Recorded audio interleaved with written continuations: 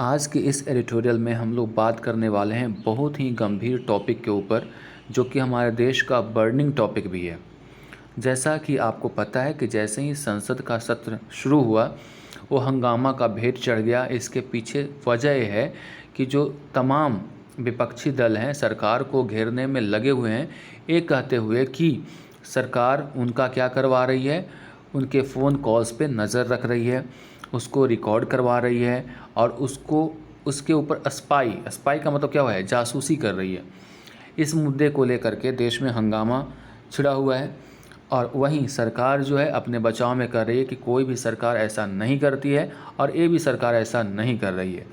लेकिन कुछ खुलासे सामने आए हैं जिससे ऐसा पता चलता है कि कोई ना कोई, चाहे वो सरकारी हो या कोई प्राइवेट एजेंसी हो, जो एक सॉफ्टवेयर के माध्यम से, जिसको स्पाईवेयर कहते हैं। स्पाईवेयर कहने का मतलब ये हुआ, स्पाई का मतलब होता है जासूसी और वेयर का मतलब होता है एक ऐसा इक्विपमेंट जो कि जासूसी करता है। उसके माध्यम से ये देश के जितने भी इनके डिसेंटर्स हैं, विरोधी हैं, उनके कॉल्स को क्या करवाते हैं, उस पर नज़र रखते हैं, उस पर रिकॉर्डिंग में ले आते हैं। तो इन सब बातों को लेकर के देश में अभी समझो कि युद्ध सा माहौल छिड़ा हुआ है। कई लोग ऐसा हैं जो इसके पक्ष में, कई विपक्ष में। तो इन सब बातों के बीच में एडिटोरियल क्या कहता है उसके बारे में हम लोग चर्चा कर लें। चूँकि ये हम लोगों से भी जुड़ा हुआ है, इसलिए इस एडिटोरियल को पढ़ना ज़रूरी है। आप ज़रूर इस पर ध्यान देंगे और ये आपके देश के करंट मुद्दे पर आधारित है, तो आपके एग्ज़ाम के लिए भी इम्पॉर्टेंट है। पहली बात समझ लेते हैं कि क्या है इसका heading. Spy in hand. Spy का मतलब जैसा मैंने बताया जासूसी, और इन हैंड का मतलब होता है यूज्ड, यानी बीइंग यूज्ड, यानी जासूसी का इस्तेमाल किया जा रहा है, यानी जासूसी हो रही है। किस टॉपिक के बारे में हम लोग बात करें? On Pegasus spyware issue. Pegasus spyware क्या है?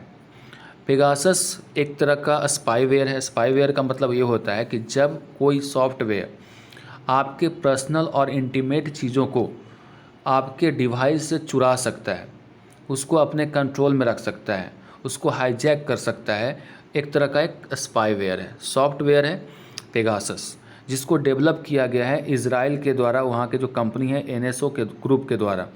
तो इज़राइल की बेसिकली एक कंपनी है जिससे लग रहा है कि जो भारत में भी कोई एजेंसी है उससे ख़रीद करके इसको लाई है और यहाँ के जो भी कॉल्स हैं या फिर डिवाइस हैं उसको हाईजैक करने की, हैक करने की कोशिश हो रही है। तो इसी सॉफ्टवेयर से जो उत्पन्न हुई है स्थिति, उसके बारे में बात होगी। तो स्पाई का मतलब हो गया जासूसी, इन हैंड का मतलब हो रहा है, किया जा रहा है, जासूसी की जा रही है। किसके बारे में टॉपिक है? तो पेगासस स्पाईवेयर के बारे में। एक तरह का सॉफ्टवेयर है जो कि इलीगल तरीके से आपके जो पर्सनल डेटा है, आपके डिवाइस में इनफिल्ट्रेट करके आपके पर्सनल डेटा को ये ले लेता है, चुरा लेता है। इसके बारे में बात है। क्लियर हो गया होगा यहाँ तक?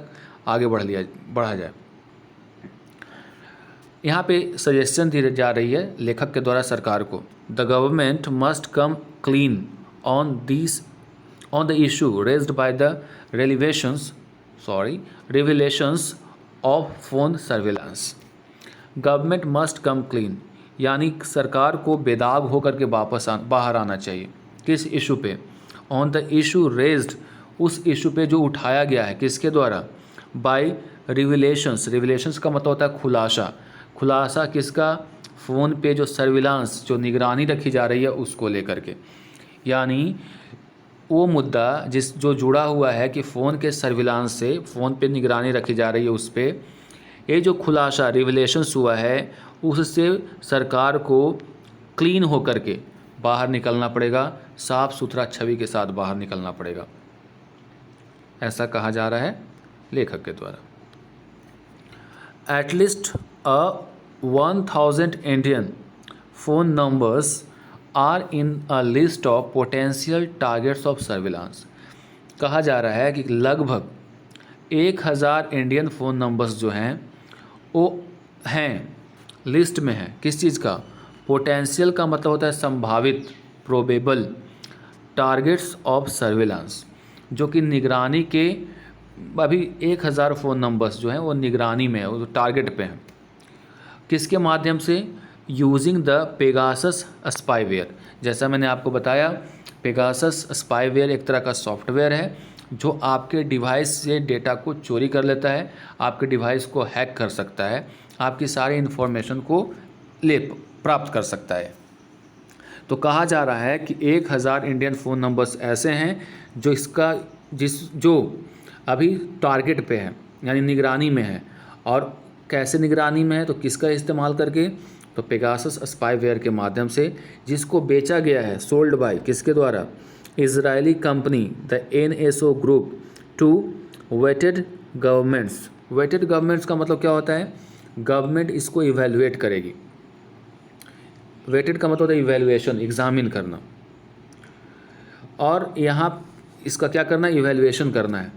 With the approval of the Israeli government, सरकार के जो अप्रूवल, सहमति प्राप्त करके, कहाँ की सरकार, इजरायली सरकार। आपने पढ़ा होगा या कहीं देखा होगा कि इजराइल की सरकार ने अनुमति दी है कि जो भी फ़ोन नंबर्स हैं उसको आप अपने स्तर से इवेलुएट कर सकते हैं कि इसका इस्तेमाल कहीं गलत इरादे से तो नहीं हो रहा है। तो आंकड़ा जो सामने आया उसके बारे में बात हो रही है। जब इजरायली सरकार ने परमिशन, अप्रूवल, सहमति दे दी कि आप वेट कर सकते हो, वेट का मतलब इवेलुएट कर सकते हो सरकार को, तो क्या मामला सामने आया, इसके बारे में बात करते हैं। ऑफ दिस 300 नंबर्स, 1000 में से 300 ऐसे नंबर्स थे, हैव बीन वेरीफाइड, जिसको वेरीफाई किया गया। 22 phones were subjected to forensic analysis, और 22 फ़ोन्स थे, उनको भेजा गया था फॉरेंसिक एनालिसिस के लिए बाय एमनेस्टी इंटरनेशनल। एक तरह का संस्था है एमनेस्टी इंटरनेशनल, जिसकी स्थापना 1961 में हुई थी, एमनेस्टी इंटरनेशनल की। और इसका काम होता है ह्यूमन राइट्स की रक्षा करना, मानवाधिकार की रक्षा करना। इसकी अगर हेड क्वार्टर्स की बात करें तो अमेरिका में है। तो एमनेस्टी इंटरनेशनल एक नॉन गवर्नमेंटल ऑर्गेनाइजेशन है जिसकी स्थापना 1961 में हुई थी, और इसका हेड क्वार्टर्स जो है अमेरिका में है। इसका काम था कि एक फॉरेंसिक एनालिसिस करना, एक साइंटिफिक तरीके से एनालिसिस करना 22 फोन्स का, and peer review by university of Toronto. Peer review का मतलब होता है कि जब आप एक्सपर्ट्स के माध्यम से किसी चीज़ का जांच करवाते हो उसको बोलते हैं पीयर रिव्यूड। तो यूनिवर्सिटी ऑफ टोरंटो के जो सिटीजन लैब है उसके द्वारा एक ग्रुप ऑफ एक्सपर्ट्स के द्वारा भी इसकी जांच करवाई जा रही है। ऑफ दिस 10, उनमें से 10 ऐसे हैं clearly established as being targeted by Pegasus. उसमें 10 ऐसे नंबर्स थे जिससे पता चलता है कि ये पूरी तरह से पेगासस के माध्यम से टारगेट किया जा रहा था। 8 ऑफ अदर 12 एल्डेड इनकन्क्लूसिव रिजल्ट्स, 12 में से 8 ऐसे थे जिसका कोई भी परिणाम निष्कर्ष निकल करके नहीं आया। कंक्लूसिव का मतलब क्या हुआ, जिसका परिणाम नहीं आया। तो एल्डेड मतलब परिणाम होना, इनकन्क्लूसिव का मतलब होता है जिसका कोई निष्कर्ष नहीं निकला। यानी फिर से समझते हैं, इजराइल गवर्नमेंट के अप्रूवल के बाद इसकी जांच हुई, जैसे 300 नंबर वेरीफाई किया गया, ठीक है। 22 फ़ोन्स को भी वेरीफाई किए गए एमनेस्टी इंटरनेशनल के माध्यम से और टोरंटो सिटीजन लैब के माध्यम से। 10 ऐसे थे जिसका सीधे टारगेट किया जाता था पेगासस के द्वारा, ये बात पता चल गई। और 12 में से 8 ऐसे थे जिसका कोई रिजल्ट नहीं आया। ये अभी तक का आंकड़ा है। आगे पढ़ते हैं। द एविडेंस इज स्ट्रॉन्ग, जो अभी साक्ष्य मिले हैं, सबूत मिले हैं, एविडेंस का मतलब सबूत, वो बहुत ही सख्त हैं, स्ट्रॉन्ग हैं। And the credibility of this revelations is extremely high, और विश्वसनीयता, क्रेडिबिलिटी का मतलब क्या, ट्रस्टवर्दी। तो इसकी जो विश्वसनीयता है इन खुलासों का, दिस रेवलेशंस का मतलब क्या हुआ, खुलासों का, इज़ एक्सट्रीमली हाई, बहुत ही हाई है, बहुत ही ऊंचा है। यानी जो सबूत मिले हैं वो क्रेडिबल हैं और उसकी जो विश्वसनीयता है बहुत ही ज़्यादा है। Indian citizens were indeed targets of vicious abominable and uncivil surveillance campaign by a government entity. कहा जा रहा है कि इंडियन सिटीजन्स जो हैं, भारत के जो नागरिक हैं, वर इंडीड थे, वास्तव में टारगेट्स पे थे, किसके, वेसियस का मतलब होता है दुष्ट, एबोमिनेबल का मतलब होता है बहुत ही बुरा, एंड अनसिविल का मतलब होता है असभ्य, सर्विलांस का मतलब होता है निगरानी, कैंपेन का मतलब होता है आंदोलन, बाय अ गवर्नमेंट एंटिटी। यानी भारत के जो लोग हैं सही में जो दुष्ट प्रकृति के हो, बहुत ही बड़ा और असभ्य सर्विलांस, निगरानी के शिकार हैं। किसके द्वारा ये किया जा रहा है? तो गवर्नमेंट एंटिटी के द्वारा, सरकारी संस्थाओं के द्वारा किया जा रहा है, ऐसा कहने को मिल रहा है। वो चाहे इंडियन संस्था भी हो सकता है या फिर कोई फॉरेन की संस्था हो, यानी विदेश की संस्था है। लेकिन इस बात से कोई भी इनकार नहीं कर सकता कि आपकी जो पर्सनल जो भी चीज़ें हैं वो पर्सनल नहीं रही, वो सरकार उस पर नज़र बनाए हुई है, चाहे वो किसी भी माध्यम से बनाए हुए हो, ये कह रहा है। The buck stops with the government of India. The buck stops with government of India का मतलब ये हुआ कि वो ऐसी रिस्पॉन्सिबिलिटी जिसको आप किसी दूसरे पर थोप नहीं सकते हो, यानी सरकार के लिए, भारत सरकार के लिए एक ऐसी रिस्पॉन्सिबिलिटी है अभी सामने आ गई है जो एक किसी दूसरे पे थोप नहीं सकती है। इसके लिए इसे अपने आप को जिम्मेवार ठहराना होगा और इसको एक्शन लेना होगा। ठीक है, बक स्टॉप्स विथ समबडी का मतलब ही होता है अपनी रिस्पॉन्सिबिलिटी को किसी दूसरे पे थोप देना और उसे बच करके निकलने की कोशिश करना। तब सरकार के लिए ये अभी रास्ता नहीं है। Instead of coming clean and explaining what is intends to do to protect citizens, the GOI government of India has fallen back on a disingenuous claim that no illegal surveillance is possible in India. कहा जा रहा है कि instead of coming clean and explaining what it intends to do, कहा जा रहा है कि एक करने के बजाय, क्या करने के बजाय, कि अपने आप को सही, कम क्लीन का मतलब सही साबित करने के बजाय और चीज़ों को एक्सप्लेन करने के बजाय वो क्या कोशिश कर रही है? Government of India has fallen back on ingenuous claim. तो सरकार है, भारत की जो सरकार है वो किसको कर इनजेन्युअस क्लेम कर रही है, दावे जो कर रही है जिस पे विश्वास नहीं किया जा सकता है। और दावा ये है कि भारत में ऐसा इलीगल सर्विलांस हो ही नहीं सकता है। यानी कोई बात को साबित करने के बजाय सरकार क्या कर रही है इस मुद्दे पे कि ऐसा पॉसिबल ही नहीं है कि भारत में ऐसा निगरानी रखना पॉसिबल है, यानी कोई ऐसा हो ही नहीं सकता है, सीधे खारिज कर दे रही सरकार।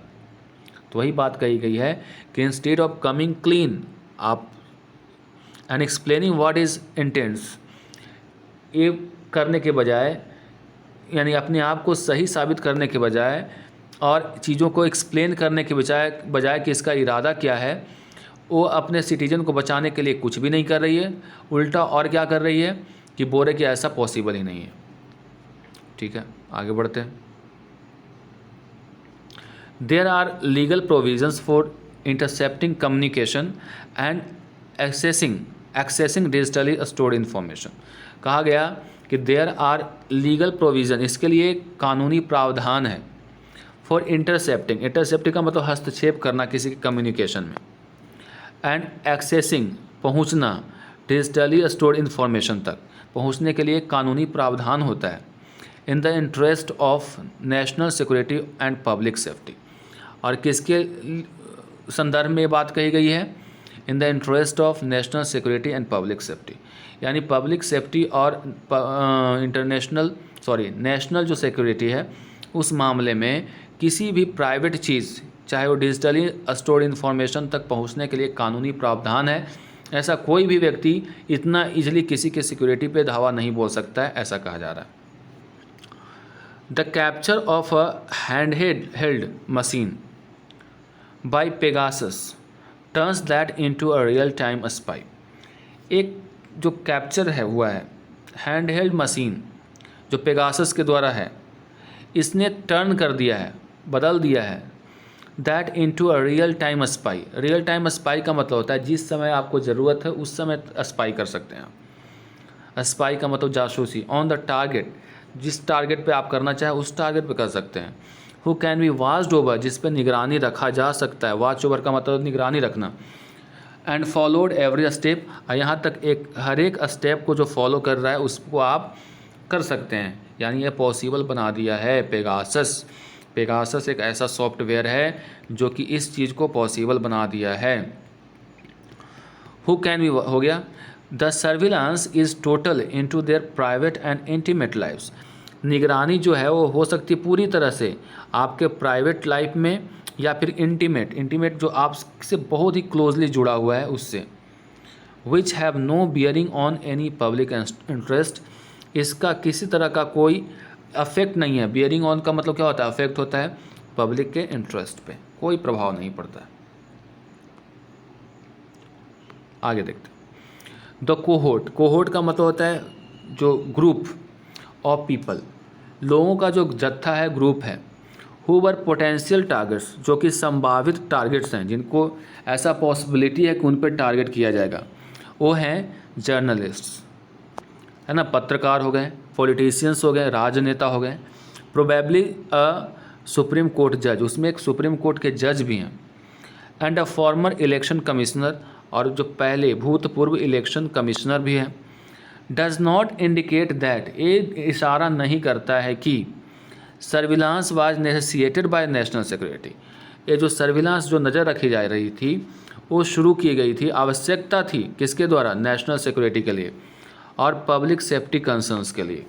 यानी जिस पे ऊपर नज़र रखी जा रही है वो है जर्नलिस्ट हैं, पॉलिटिशियंस हैं, सुप्रीम कोर्ट के जज हैं और फॉर्मर इलेक्शन कमीशन हैं। ये सबसे पता चल जाता है कि जो सर्विलांस की ज़रूरत नेशनल सिक्योरिटी के मुद्दे पर नहीं है। यानी आप एक पत्रकार पे नज़र रख के क्या कर लोगे? पॉलिटिशियंस पे क्या नेशनल सिक्योरिटी का मामला है? तो ये जो जिस पे नज़र रखी जा रही है, इससे ये पता चलता है कि जो इसकी ज़रूरत है वो सिक्योरिटी के मामले को लेकर के नहीं है या किसी तरह का सेफ्टी कंसर्न्स को लेकर के नहीं है, ये व्यक्ति विशेष को लेकर के है, जिसके साथ आपकी दुश्मनी है उस पर आप नज़र रखना चाहते हैं। एक कह लो, it is safe to assume that no information regarding terrorism and Chinese institution can be obtain by spying on a women who complaint of sexual harassment by a former CGI।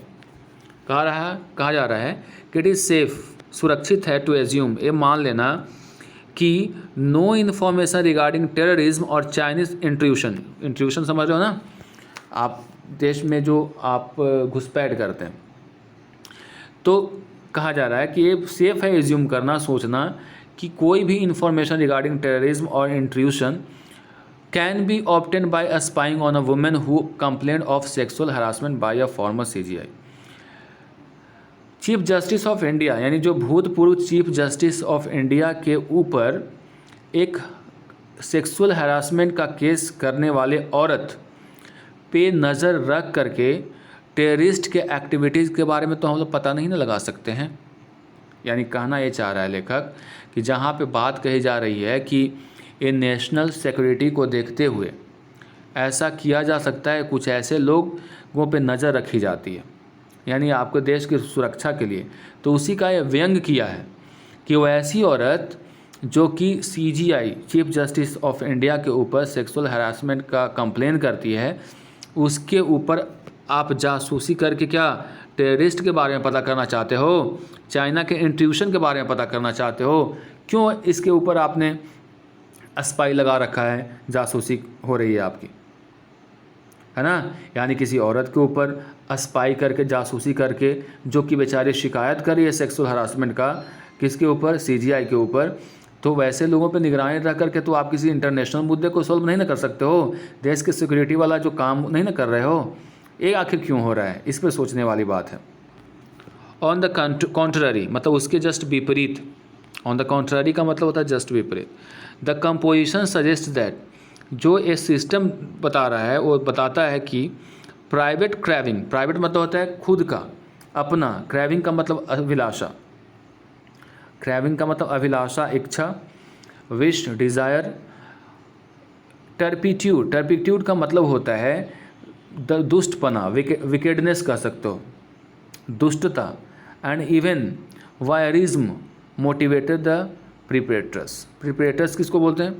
प्रिपेट्रेटस उसको बोलते हैं जो कुछ गलत करता है, गलत करने वाला, यानी खुद की जो लालसा है, दुष्टता है और अपना प्लेजर के लिए। वायरिज्म का मतलब क्या होता है? वायरिज्म का मतलब होता है प्लेजर, यानी ये जो काम हो रहा है वो ये सजेस्ट कर रहा है कि हो सकता है कि कोई ऐसा है कि जो अपना खुद का पर्पस, डिज़ायर की पूर्ति करने के लिए, दुष्टता करने के लिए या फिर अपने प्लेजर के लिए, ठीक है, अपने प्लेजर के लिए ये ऐसा घिनौना काम कर रहा हो। यानी परपिट्रेटर्स मतलब होता है जो गलत काम करता है, तो गलत काम अपने प्राइवेट फ़ायदे के लिए किया जा रहा होगा, अपनी डिज़ायर की पूर्ति करने के लिए किया जा रहा होगा, और कई भी कारण है इसके वजह से किया जा रहा होगा। ये भी एक अनुमान लगाया गया है। आगे बढ़ते हैं। This violation is about privacy and much more. ये जो वायलेशन हो रहा है, उल्लंघन हो रहा है अबाउट प्रिवेसी, किसी की जो निजता है और उससे कई ऊपर चीज़ है, यानी ये होना ही नहीं चाहिए। Information obtain illegally may have been used to compromise institutions to steal elections. अब जो इन्फॉर्मेशन प्राप्त किया गया होगा इलीगली, मतलब क्या हुआ, असंवैधानिक तरीके से। मे हैव बीन यूज्ड, इसका इस्तेमाल किया गया होगा। कॉम्प्रोमाइज इंस्टीट्यूशंस, वह कुछ जो इंस्टीट्यूशंस हैं, संस्थाएं हैं, उसको कॉम्प्रोमाइज़ करने में, जैसे स्टील इलेक्शंस, चुनाव के नतीजे हैं उसको उलट पलट करने में। सैबोटेज अपोजिशन, सैबोटेज का मतलब होता है डिस्ट्रॉय करना, बर्बाद करना, अपोजिशन कैंपेन्स को बर्बाद करने में। And even dislodge and opposition government, और जो विपक्ष की सरकार है उसको डिसलॉज करने में, गिराने में भी इसका फ़ायदा उठाया गया होगा, ऐसी संभावना है। यानी आपका अगर कोई कॉल, प्राइवेट कॉल को अगर कोई आदमी रिकॉर्ड कर ले, आपके प्राइवेट वीडियो को रिकॉर्ड कर ले और उसको भेज करके या फिर आपको उसके बारे में बता करके ब्लैकमेलिंग कर सकता है, तो आपसे बड़ा से बड़ा काम करवा सकता है। तो वही कहा जा रहा है कि चाहे तो पर्सनल इंटरेस्ट के लिए किया होगा, या किसी व्यक्ति के द्वारा, व्यक्ति विशेष के द्वारा, या फिर कई लोग इसमें शामिल होंगे जो कि आप इसके माध्यम से इलेक्शन की जो सेटिंग है उसको करवा सकते हैं, अपोजिशन को हटा सकते हैं, उसके कैंपेन को कमज़ोर कर सकते हैं। That the accused in Bhima Koregaon case had their computers breached by unknown entities. कहा गया कि ये भीमा कोरेगांव केस के बारे में आपने सुना होगा। भीमा कोरेगांव एक बैटल हुआ था, 200 साल पहले की बात है। उसको कोमेमोरेट यानी याद करने के लिए लोगों की भीड़ इकट्ठा हुई थी और उनके बीच में दंगा हो गया था, हिंसक झड़प हो गई थी। 2018 की बात है। तो वहाँ के जो आरोपी थे, है ना, जिसमें हाल फिलहाल में एक पादरी की डेथ भी हो गई थी, उसकी कहानी आपको बताया गया था। तो जो भीमा कोरेगांव का जो केस था, उसके जो कंप्यूटर्स थे उसमें कहा गया कि breached by unknown entities. Entities का मतलब होता है संस्था, ब्रिज का मतलब होता है किसी चीज़ का उल्लंघन कर देना, यानी तोड़ फोड़ कर दिया गया था। टू प्लांट एविडेंस, एविडेंस को प्लांट करने के लिए, यानी पता करने के लिए, यानी देने के लिए। That the prosecution is now using against them is a notable in this context.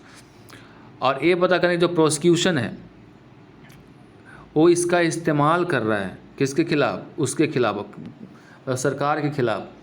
तो एक नोटेबल इन दिस कॉन्टेक्स्ट है, यानी कहना ये चाह रहा है, सिंपल तरीके से लैंग्वेज में इसको समझिए, कि भीमा कोरेगांव का जो मामला था तो उसमें से जो आरोपी लगाए गए थे उसके बहुत सारे जो कंप्यूटर्स थे उसका उल्लंघन किया गया था। उसको समझो कई जगह पे तोड़ फोड़ भी की गई थी, ऐसी भी न्यूज़ आई थी, ये बताने के लिए कि ये जो कंप्यूटर था उसका इस्तेमाल किया जा रहा था उन लोगों के खिलाफ, यानी सरकार के खिलाफ।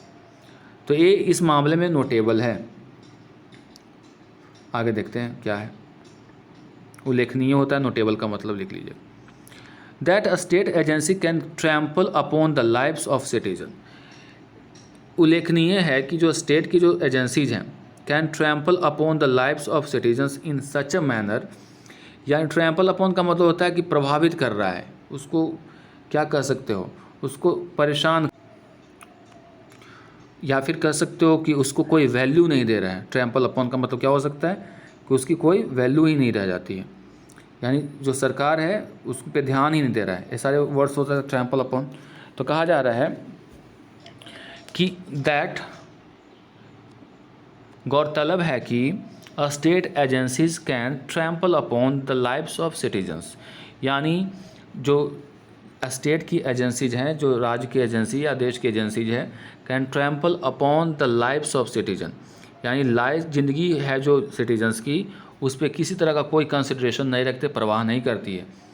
इन such a manner while elected representatives plead ignorance in unsettling for a democracy. और किसके द्वारा वाइल रिप्रेजेंटेटिव्स जो हैं उनके प्लीड इग्नोरेंस, यानी जो उनकी जो याचिका है, उनकी जो बात है उसको इग्नोर कर देते हैं।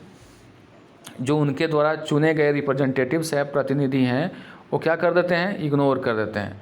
और ये जो इग्नोरेंस आप देख रहे हो is unsettling for a democracy, किसी भी डेमोक्रेसी के लिए अनसेटलिंग है, यानी डिस्टर्ब करने वाला विषय है, चिंता की विषय है, जो परेशान करने वाला है। यानी जो भी प्रॉब्लम्स हैं सिटीजन्स की, उसको आप ट्रैपल कर रहे हो, उस पर कोई ध्यान नहीं दे रहे हो, उसको छोड़ जा रहे हो, और जिसको आप चुना है, सरकार को चुना जाता है, उसको व्यक्ति को इग्नोर कर रहे हो, तो उसकी प्लीड जो है, प्लीड मतलब रिक्वेस्ट को इग्नोर कर रहे हो, ये डेमोक्रेसी के लिए अनसेटलिंग है, डिस्टर्ब करने वाला है। This is antithetical to the basic creed of democracy. Democracy के जो क्रेडिबिलिटी है, क्रीड का मतलब यहाँ पर क्रेडिबिलिटी, जो बेसिक क्रेडिबिलिटी है, विश्वसनीयता है, उसके जस्ट विपरीत है, एंटीथेटिकल है। डेमोक्रेसी का मतलब होता है जनता की बातों को सुनने के लिए बनाया गया है। द ट्रूथ अबाउट दिज रिविलेशंस, जो इन खुलासों के बारे में सच्चाई है, मस्ट बी अनअर्थ, वो सामने आना चाहिए। अनअर्थ का मतलब सामने आना। थ्रू एन इन्वेस्टिगेशन, किसके माध्यम से, इन्वेस्टिगेशन यानी जांच के माध्यम से। और ये जांच किसके द्वारा हो, जेपीसी के द्वारा, जॉइंट पार्लियामेंट्री कमेटी के द्वारा। जॉइंट पार्लियामेंट्री कमेटी क्या है, किसी खास मुद्दे के ऊपर किसी भी मुद्दे को सुलझाने के लिए, जो कि इंटरनेशनल लेवल या नेशनल लेवल का मुद्दा होता है, एक जॉइंट पार्लियामेंट्री कमेटी गठित की जाती है। और जब तक वो कमेटी रहती है, टेम्पोररी कमेटी होती है, टेम्पोररी होती है, और जब ये अपना पूरा सबमिशन दे देती है, यानी जो भी इसकी जांच के रिपोर्ट को सौंप देती है, तो उसके बाद ये स्वतः ख़त्म हो जाती है। तो कहा जा रहा है कि अब जो है इस खुलासे को लेकर के सच्चाई सामने आनी चाहिए, और इसके लिए इन्वेस्टिगेशन की ज़रूरत है, चाहे आप जेपीसी के द्वारा करवाओ, जॉइंट पार्लियामेंट्री कमेटी के द्वारा, या फिर सुप्रीम कोर्ट के द्वारा करवाओ, या कोई भी जो कि क्रेडिबल, जिस पे विश्वास किया जाए, वैसा तंत्र, मैकेनिज्म, सिस्टम जिस पे विश्वास किया जाए, उसके द्वारा किया जाना चाहिए जांच, और सच्चाई सामने आनी चाहिए। अ starting point for the government must be in clearing the air. तो स्टार्टिंग पॉइंट, जो इनिशियल स्टेज होना चाहिए सरकार के लिए, वो ये होना चाहिए कि जो सच्चाई है उसको सामने लाइए। क्लीन द एयर का मतलब होता है, मतलब जो भी सच्चाई है उसको, जो बादल छाए हुए हैं उसको हटाइए इस पर से। ऑन द फॉरमोस्ट क्वेश्चन, जो कि बहुत ही महत्वपूर्ण सवाल है, इट इज़ स्कर्टिंग अराउंड, जो कि आसपास घूम रहा है, यानी जो बहुत ही महत्वपूर्ण सवाल जो आसपास घूम रहा है, उस पे से जो अविश्वास के बादल हैं उसको हटाना चाहिए, और क्लीन करना चाहिए एयर को, यानी सब कुछ साफ़ सुथरे ढंग से सबको बताना चाहिए। और सवाल को क्या है जो घूम रहा है, सवाल ए कि has any Indian agency bought Pegasus, क्या कोई भारतीय एजेंसी ने पेगासस खरीदा है। पेगासस क्या है, एक स्पाईवेयर है, जो कि किसी भी व्यक्ति के पर्सनल डिवाइस iOS में इलीगल तरीके से इंटरफेयर करता है, या फिर उसके जो डेटा है उसकी स्टीलिंग कर सकता है, ठीक है, उस पर नज़र रख सकता है, स्पाई कर सकता है, जासूसी कर सकता है। तो एक तरह का ये स्पाईवेयर है जो इजराइल के द्वारा डेवलप किया गया, इजराइल कंट्री का नाम है, उसके द्वारा SOS ग्रुप के द्वारा इसको डेवलप किया गया है, जिसके माध्यम से किसी भी एंड्रॉयड मोबाइल से लेकर के डिवाइस तक उसको हैक किया जा सकता है, उस पर नज़र रखी जा सकती है। तो सवाल ये है कि क्या कोई इंडियन एजेंसी ऐसा कर रही है जिसके कारण हमारे देश में भी हंगामा हो रहा है। तो एक तरफ ये ज़रूरी है जानना, और सरकार को इसमें अपने आप को सही साबित करना ही होगा। गोल मटोल बातें करके आप देश की जनता को उलझा नहीं सकते हैं। किसी की प्राइवेसी का हनन करना हमारे देश के संविधान के खिलाफ होता है, और ये आप बिल्कुल ही नहीं कर सकते हैं। That's all for today. See you in the next video. Till then, goodbye and take care.